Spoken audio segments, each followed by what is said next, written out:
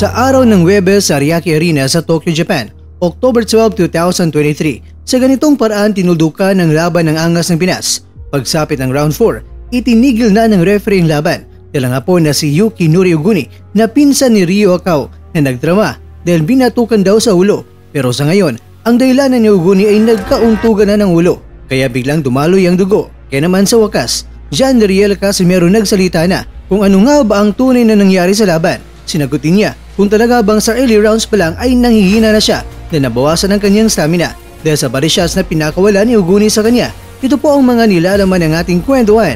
Kaya tara, kwentuhan na!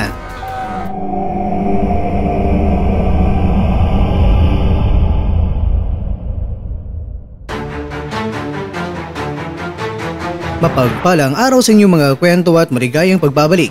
Ibinunyag na ni Casimero ang lahat-lahat sa post-fight conference kung ano nga ba ang nangyari sa laban nila ni Oguni. Marami ang nagsasabi na tila ba iniinda ni Casimero ang body shots mula kay Oguni. Pero ayon kay Casimero, body shot, hindi naman ako nasaktan nun. Nagano lang ako kasi marami din siyang suntok na ipapatama. So nag-defense ako para hindi ako maano sa kanya na matamaan ng sulit. Pero alam ko naman kaya-kaya ko yung suntok niya. Pero hinahayaan ko lang siya na susuntok sa akin para pagdating ng panahon kapag may opening siya, kaya kong pasukin yung suntok niya. May ganyan din talaga na estilo itong si Casimero na talagang sinasabayan niya ang bawat paghampas ng kanyang kalaban. Kaya kung titingnan ay aba, grabe ang impact ng pagtama ng suntok. Pero pinapadaplis lang pala, ang estilo na ito ay napaka-epektibo dahil less power na ang natatanggap ni Casimero kaysa sinalubong o di kaya steady lang ang mukha ni Casimero. Malaki naman ang respeto ni Casimero kay Oguni dahil una sa lahat, siya ay former world champion. Pero ipinaliwanag ni Casimero kung bakit hinahayaan lang niya itong si Oguni na magbitaw ng mga kombinasyon.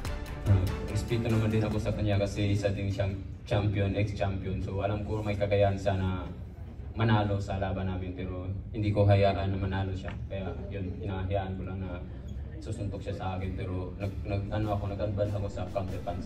Sa katanungan din kung may plano nga ba itong si Casimero na tapusin ang laban sa early rounds pa lang, ito ang naging kasagutan ni Casimero. Sa unang round pa daw, sa early rounds pa daw, gusto mo nang tapusin daw yung laban kanina? Sa first round pa lang, nag-ano ako na gusto kong tapusin siya pero naano ako sa mga tao kasi sobrang daming mga tao nanonood so baka mabiti na naman yung mga manonood so gusto ko ipapaano muna yung laban para ma-expose yung laban so para naman ma-insight yung mga tao manonood.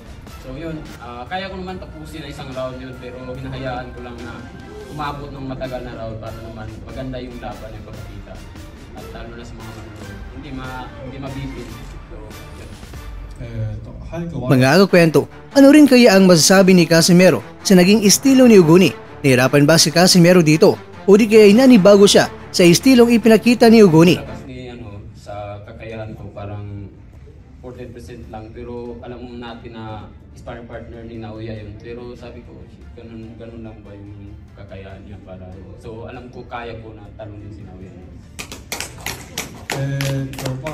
Tinanong din si Casimero kung sa ngayon na nakarap na niya itong si Oguni at nasubukan kung gaano kagaling ang Hapon. Sa ngayon ba ay gusto pa rin ni Casimero na harapin niya ang unified champion na si Naoya Inoue at ito ang naging kasagutan ni Casimero dito. Yun naman talaga yung kasi sabi ko nga nung press con, Inoue is my best friend now. So hopefully na maano na talaga, matulukan na talaga to yung laging inaano ng mga supporters ko na Naoya. Sabi ko, shit, naano na ako ng pangalan na Naoya, bakit hindi kaya naman ibigay yan kung tutusin. So, kaya naman, ito na ang katanungan na gustong sagutin ni Casimero. Kung harapin na ni Casimero itong si Inoue, kamusta ang stamina ni Casimero pagdating sa laban? Narito ang kasagutan ni Casimero dito mga kakwento. Makaino daw ang stamina ka nun. Kulang daw sa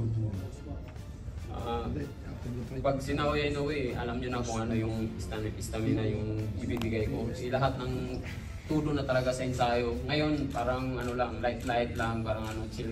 Pero hindi ko naman hinayaan yung training ko na yamado sa laban. Yun pinakita ko, parang lang yun, parang public workout na yata yun. Pero basta sa pagdating ng laban ni Naoya Inoue, paghandaan ko talaga yan. So ipapakita ko yung best ko. So doon nyo makikita kung gaano kagaling si Cuadradas. At ang panguling katanungan, gusto ba ni Casimero na may kasagad ang rematch nila ni Uguni o di kay maganap na lang ng ibang kalaban? At ito ang naging tugon ni Casimero dito. Sa next time, gusto ko na po mag-rematch pa ni Uguni or sa next film lang nila. Okay, anda naman ako kahit sino yung kalaban ko. Mga kakwento, mula sa round 1 hanggang round 4, ating nakita naman kung ilang beses na naalog si Uguni mula sa atake ni Casimero. May save by the bell pa nga ang nangyari at talagang nayanig si Uguni doon.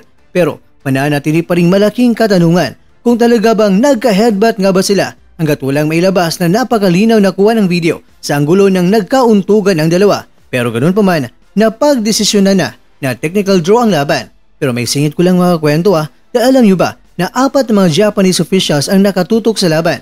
Una, ang referee na si Yuji Fukuchi at ang 3 mga hurado na sina Tetsuya Lida, Koji Tanaka at si Shuhei Tirayama. O diba?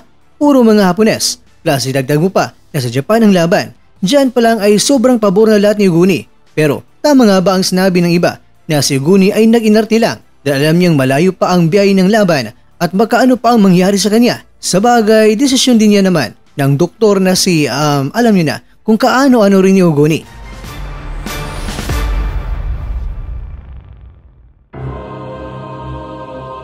Mga kakwento, hindi man ginusto ng Team John Riel Casimero ang resulta ng laban.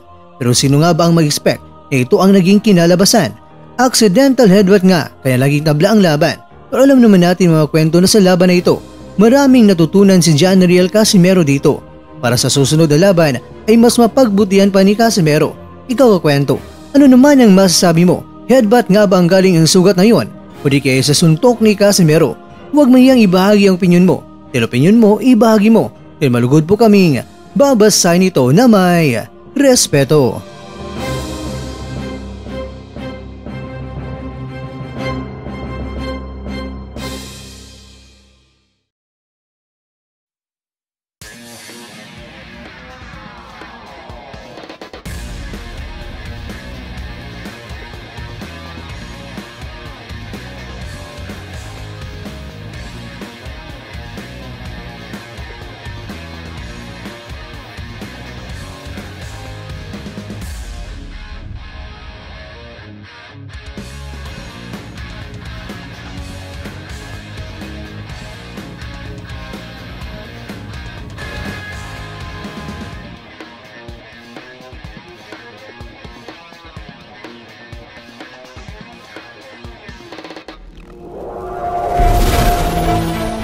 At dyan, nagtatapos ang ating kwento.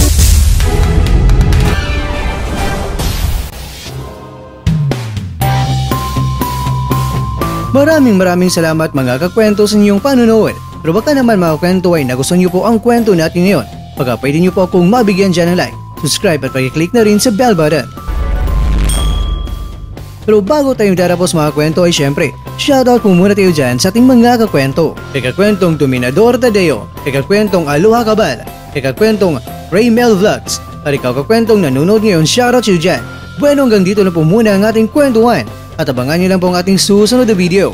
At dito lang po yan sa isang channel na kung saan maaring ito'y mga kwentong di pa na kwento sa inyo.